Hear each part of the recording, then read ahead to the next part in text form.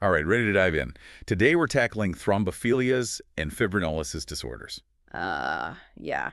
Those conditions that mess with how your blood clots, can make you bleed too much or clot too much. Right, either way, not good. So we're going to break it down. Yeah, like how do they actually show up? How do doctors even figure out what's going on? Exactly. We'll cover inherited stuff like antithrombin, protein C, and S deficiencies. Oh, and those mutations. Factor V Leiden, PT2210. Can't forget about antiphospholipid antibody syndrome either, or the fibrinolytic system. Lots to cover. But hey, it'll help us understand our bodies better, right? Absolutely. So let's start with antithrombin deficiency. I know it can be hereditary or acquired. What's the difference there? Okay, so think of antithrombin like a bouncer at a club. Keeping things under control. Exactly. Specifically, thrombin. That's the protein that forms clots. Makes sense. But in antithrombin deficiency, there aren't enough bouncers. So thrombin gets out of control, things get wild, and you get too much clotting. A rowdy clot party we don't want to be at. What are the consequences of that? Well, you could get a DVT, deep vein thrombosis. Like clots in the legs. Yeah. And if those break free and travel to the lungs, that's a pulmonary embolism. A PE. Hmm. Definitely bad news. So how do doctors test for antithrombin deficiency? They can look at how long it takes blood to clot in a test tube. It's called APTT. Okay. With antithrombin deficiency, the APTT is usually longer because the clotting isn't happening as fast. Longer means a problem then. And what about treatments? Heparin's a big one. It thins the blood. So it breaks down the clots. Not exactly. It actually works with whatever antithrombin IS there to help control thrombin, like backup for the bouncers. I like that. Sending in reinforcements. And can doctors measure if the heparin is working? Oh, yeah. They'll keep an eye on the APTT, make sure it's in the right range. And they might check anti-ASI levels, too. Anti-ASA. It measures the activity of this one clotting factor, vector ASA. It's all about fine-tuning the dose so you prevent clots but don't bleed too much. Wow, that's amazing. All right, on to protein C deficiency, another hereditary one, right? But what makes it different? Protein C is like, imagine a choreographer. A choreographer. Yeah, it makes sure the whole clotting cascade, all those reactions, they happen smoothly. It works with protein S to deactivate specific clotting factors. Keeps them from going rogue. Exactly. But without enough protein C, the choreography falls apart and those clotting factors go wild. Sounds familiar. Similar consequences to antithrombin deficiency then. You bet. Higher risk of DVT, especially after surgery or during pregnancy. Oh, right. I remember reading about that. Why is the risk higher during those times? Think about it. Surgery and pregnancy put your body in a high alert state. The clotting system gets more active, which is usually good, prevents bleeding. Right. But with protein C deficiency, that extra activity can throw things off balance, makes clots more likely. Makes sense. So how do they diagnose protein C deficiency? We look at the protein C activity levels in the blood. Simple blood test. Got it. And protein S deficiency. I'm sensing a theme here. Yeah, you're catching on. It's like protein C's partner is missing. Without protein S, protein C can't do its job effectively. Like trying to dance a duet solo. So no regulation, more clotting. You got it. And it can look a lot like protein C deficiency, DVT risk, even arterial thrombosis. Clots in the arteries. Yep. That one's a bit trickier. For protein S deficiency, we actually measure the total amount of protein S, A, and D, the free protein S. Why is that? Helps us see if there's really not enough protein S or if it's just stuck to other proteins and can't work properly. Interesting. And treatment, is it similar? Usually long-term anticoagulation, often warfarin. Makes sense. Okay, enough deficiencies for now. Let's talk mutations. What about factor V Leiden? I hear that one's pretty common. It is. It's a mutation that makes factor V, another part of the clotting cascade, resistant to protein C. So protein C is trying to shut it down, and factor V is like, nope. Exactly.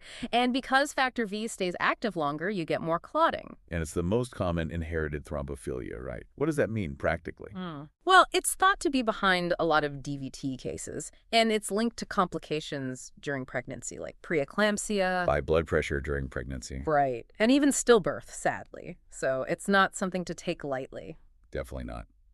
How do they diagnose this one? Genetic testing. It's a blood test, analyzes your DNA to see if you have the mutation. Interesting.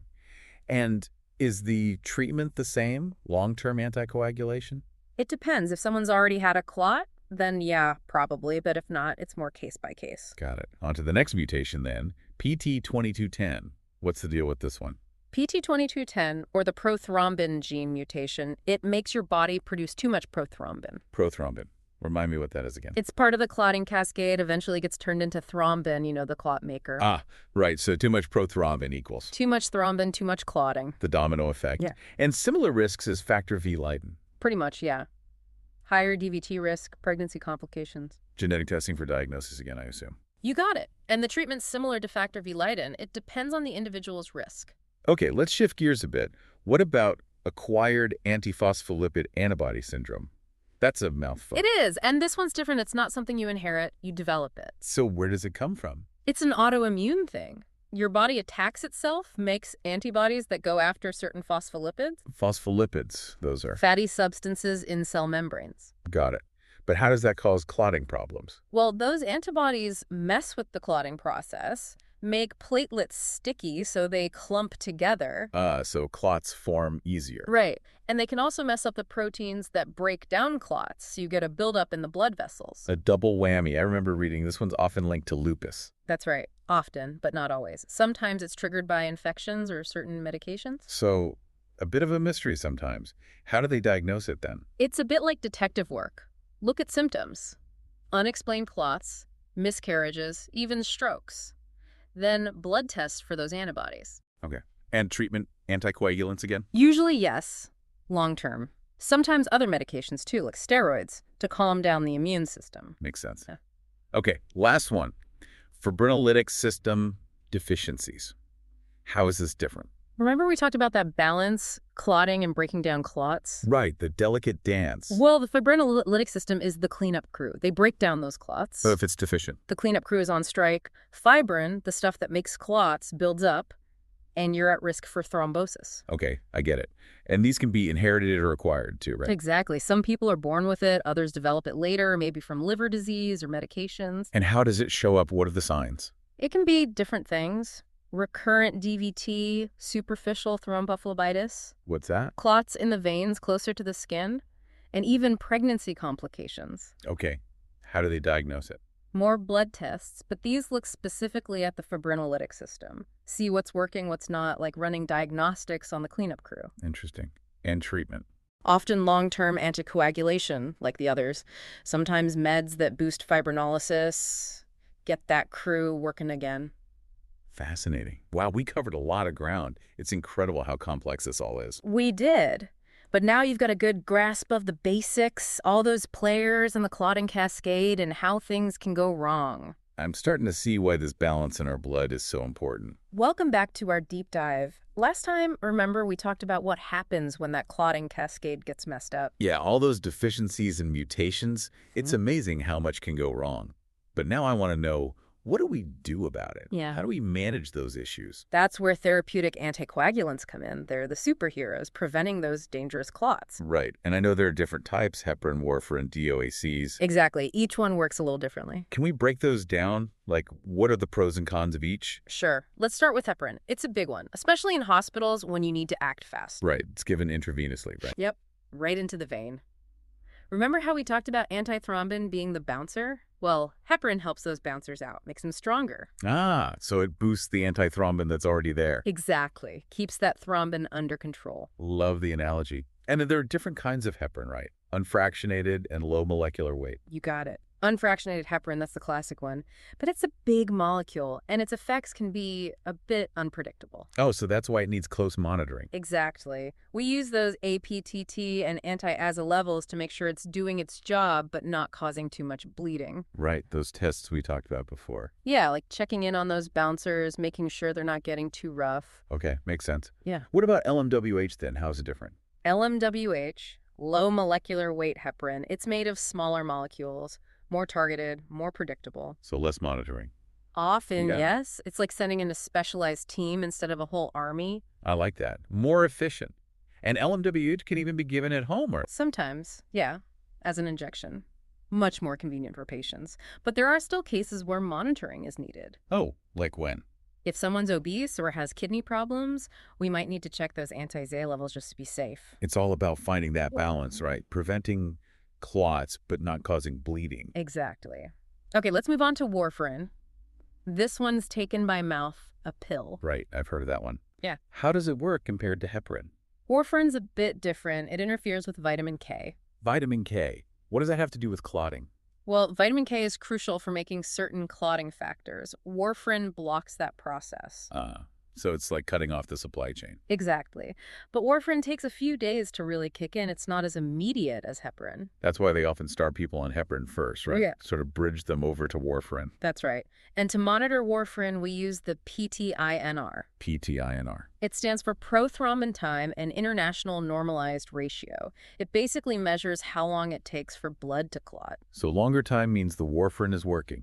Yep. And the INR is a way to standardize that measurement so it's consistent across different labs. And what's the ideal INR for someone on warfarin? It depends on why they're taking it, but usually between 2 and 3. Okay. And they need regular blood tests to make sure they're in that range, right? Exactly. And any changes in diet or medications can affect it too, so it's important to be aware of those things. Got it. Lots to keep track of. Okay, we've covered heparin, warfarin. What about those DOACs? Direct oral anticoagulants. Those are the new guys on the block. They've become really popular. I've heard that. Why is that? Well, unlike warfarin, they don't need regular blood tests. Really? So much easier for patients. Are they like the perfect solution then? Well, no medication is perfect, but they do offer a lot of advantages. But there are some things to consider. Like what? They have a shorter half-life, meaning they clear out of your body faster, so you usually have to take them twice a day. Makes sense. Anything else? And they're mostly cleared by the kidneys, so people with kidney problems might need a different dose. Okay, so still important to talk to your doctor. Absolutely. It's about finding the right anticoagulant for each individual. Right, personalized medicine. And within the DOACs, are there different options? Oh, yeah, there are a bunch. Rivaroxaban, apixaban, edoxaban, dabigatran. Each one has its own little quirks. It's like a whole toolkit, different tools for different jobs. Exactly. That's why it's so important to have those conversations with your doctor. Figure out what's best for you. Okay, so we've got all these anticoagulants preventing clots, but how do we know they're working right and not causing problems? Good question. We've talked about the lab tests for heparin and warfarin. Right, APTT and anti-ZAG for heparin, PTINR for warfarin. What about DOAs? With DOACs, it's a little different. They're designed to be more predictable, so they usually don't need regular monitoring. Wow, even easier. Right. But if someone has a bleeding problem, we might do some tests, like anti-ZAGA levels, just to check. Good to know. This is all so complex. I'm getting a crash course in hematology here. It is a lot, but you're doing great. We've covered the main types of anticoagulants, how they work, how we monitor them. I'm definitely feeling more informed, but also aware of how delicate this balance is, preventing clots, but not causing bleeding. Exactly. And speaking of bleeding, that's the other side of the coin with these medications. It's a risk we need to talk about. Welcome back, everyone. So we've explored these amazing anticoagulants, keeping those clots in check. Right, the superheroes of the clotting world. But like any superhero, they have a dark side, right? Exactly. We got to talk about bleeding. It's a real risk with these meds. It is. It's all about balance, you know? Preventing clots, but not going too far. So what can tip that balance towards bleeding? What makes someone more likely to have problems? Well, a few things. The medication itself matters. The dose, how long you've been taking it. Makes sense. The more you take, the higher the risk. Generally, yes. But it's not just the meds. It's also about you. Your age, your health, your genetics. Right. Everyone's different. Exactly. And lifestyle matters too. Like drinking too much alcohol can make bleeding more likely. Ah, so that's a no-no while on these meds. Pretty much, yeah. And any other medical conditions you have can play a role too. Especially anything that already affects clotting. Right. It's like adding another layer of complexity. And what about other medications? Can they interact with anticoagulants? Oh, absolutely. Some common painkillers like aspirin or ibuprofen can increase the risk of bleeding too. Right, they thin the blood as well. So always tell your doctor about everything you're taking. Always. Transparency is key. Okay, so let's say someone IS on an anticoagulant and they start noticing signs of bleeding. What should they do? That's scary. What are the warning signs? Anything unusual? Big bruises, cuts that bleed forever. Okay, those make sense. What about nosebleeds? Nosebleeds can be normal, but if they're constant or hard to stop, get it checked out. Got it. Any other signs that are more serious? Yeah, blood in your pee or poop, black stools, vomiting blood, coughing up blood. Those are bad news. Yikes. Those sound serious. Anything else that's maybe not as obvious? Sometimes bleeding happens inside where you can't see it. Look out for bad headaches, weakness, numbness, vision changes. Okay, so anything weird, basically, get Oh, it checked out. exactly. Better safe than sorry. So, what happens if someone has a bleeding complication? How do you manage that? Good question. What's the protocol? Well, it depends. How bad is the bleeding? What anticoagulant are they on? It's like different fires need different extinguishers. Ah, I see. Different strategies for different meds. Right. Like for heparin, if it's really bad, we have an antidote, potamine sulfate. Protamine sulfate. Yeah. It binds to heparin, right? Neutralizes it. Exactly. And for warfarin, we use vitamin K. Remember, warfarin blocks vitamin K. Yeah, to stop those clotting factors from being made. Right. So giving vitamin K helps get those factors back on track. Interesting. And sometimes they need blood transfusions too, right? If it's really severe, yes. Now, for DOACs, it's a bit trickier. Most of them don't have specific antidotes. Oh, no. So what do you do? It's mostly supportive care, let the medication clear out of the system. But there is one DOAC, dabigatran, that has a reversal agent, adarsuzumab. Oh, good. So there's hope for the others too, maybe? There might be. There's a new medication, Andexanet alpha, that's showing promise, but it's still being studied. Fingers crossed. Wow.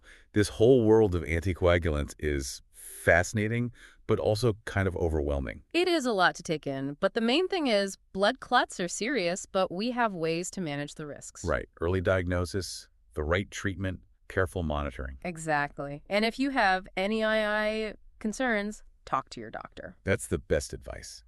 Well, folks, that's a wrap on our deep dive into blood clots. Thanks for joining us. It's been a pleasure sharing this knowledge. We hope you learned something new and feel empowered to take charge of your health. Ciao. Until next time, stay curious and stay healthy.